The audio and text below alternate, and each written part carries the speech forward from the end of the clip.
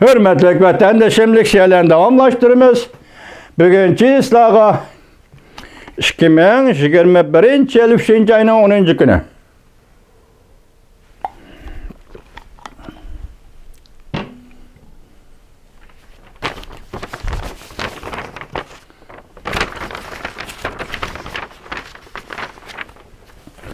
Endiki leksiyalarımız mındak, hürmetlik vatandaş mavzu mındak. Mutaxassislar baholab fikir qildi. Jungo Kompartiyasi Uyg'uristonda Uyg'urlarga ziyonkashlik qilish harakatlari irq yo'qotish o'lchamlarining doirasidagi ishlar. Hukumat davlat mas'uliyati bo'yicha mas'ul bo'lish lozim.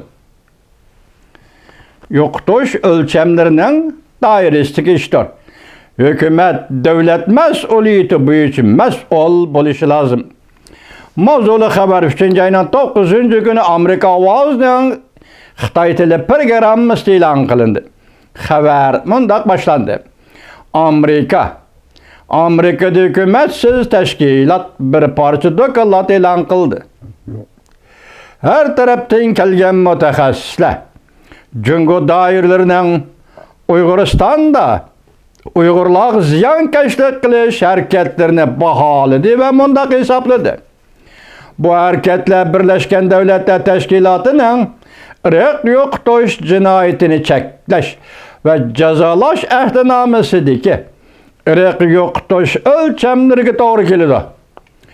Jungo hukumati buning uchun davlatlik mas'uliyatni ustiga elishi lozim. Bu doklad Washington bilim haznesi, yenilik yaratish strategiyasi va siyosat tadqiqot o'rni tarafidan haftaning 1. kuni, ya'ni 3. ayning 8. kuni e'lon qilindi.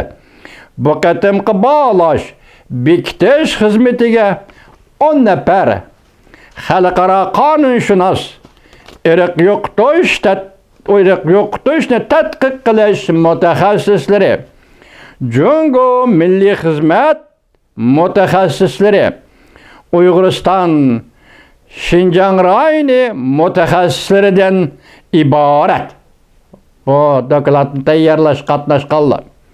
Ular aloqador faktlar, dalillar va uchurlar inchki tekshirish ve inchki analiz elib bordi. Mutaxassislar chiqargan xulosasi mundaq bo'ldi. Jungo hukumati Uyg'urlar qaratgan irq yo'qotish harakati Birlashgan Davlatlar Tashkilotining irq yo'qotish jinoyatini cheklash va jazolash ahdnomasiga xilof. Buning uchun Jungo davlatlik mas'uliyatni ustiga olishi lozim. Amerika ismli televiziyasi CNN ijodiy strategiya va siyosiy tadqiqot o'rni alohida tur mas'uli Azim Ibrohimning so'zlaridan naql keltirib bundaq ko'rsatdi. Hammani besib tushadigan faktlar, dalillar, irq yo'qotish to'g'risidagi ayblashlarni qo'llaydi. Jungo yer sharidagi muhim bir davlat. Bu devletning rahbarlari irq yo'qotishni planladi, loyihaladi. Jungo 1948-yili Birlashgan Davlatlar Tashkilotining irq yo'qotish jinoyatini cheklash va jazolash ahdnomasini tuzishga qatnashgan davlatlarning biridir. Ahdnomada mundaq belgilandi. Ahdnoma tuzishgan davlatlar irq yo'qotish harakatlarining mavjudligini e'tirof qiladi. Mayli odatdagi chog'larda yuz bergan bo'lsin yoki urush davrida yuz bergan bo'lsin, xalqaro qonunda belgilangan jinoyatni o'tkazgan bo'ladi. Cheklash kerak, jazolash kerak.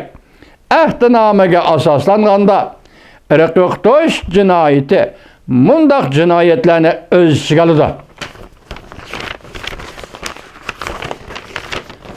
Devamını anlayış hürmetli vatandaş.